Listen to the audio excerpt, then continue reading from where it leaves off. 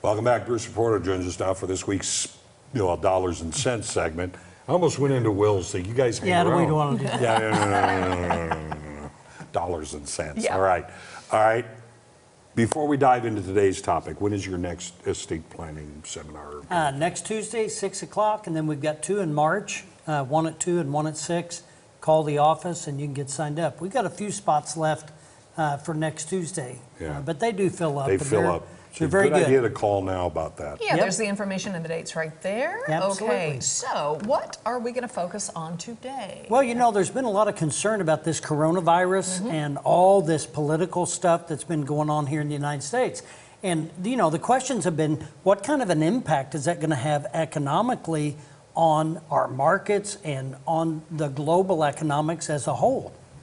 Well, if you think about it, China produces a lot of goods and services for the entire world. So now all of a sudden, if they're shut down, that's like having your manufacturing company shut down that provides you.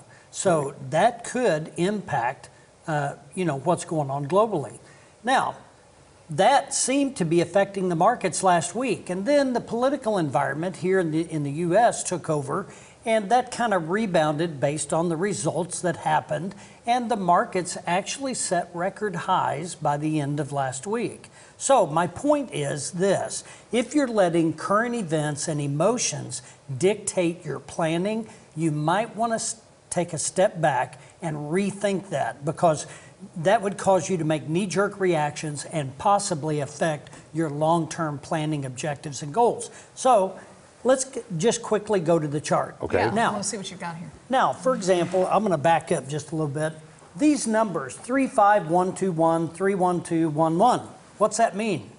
No idea. All right, that's the last 20 years. Now, if you look at this top part, there have been 5 times the market has went up in the last 20 years. There's been 5 times the market has went down in the last 20 years.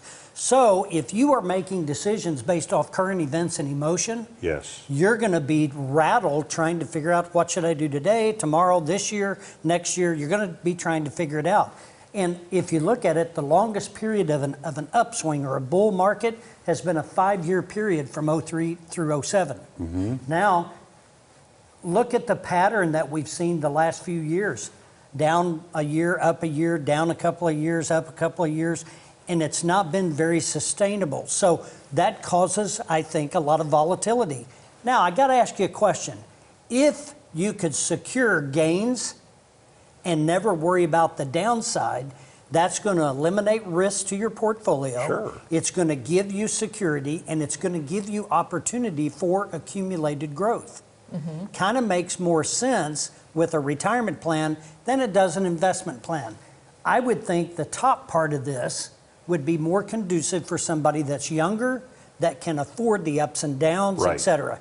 If you're retired or contemplating retirement, I think you can look at a more stair-stepped approach to walking into retirement and never having a fear of that downside. It seems to be a better option to have as far as producing income and having that peace of mind that your money is going to be there to take care of you into your old age. Look long term, don't jump every time something small happens. And it's never too late to plan. That's right. And this little red dot right here, that's going to be in a coming segment we're going to do, and we're going to talk about that red dot. Sounds good. Look forward to it. Sounds good. All right, if you're thinking of retiring, contact Bruce at the Resource Center for help.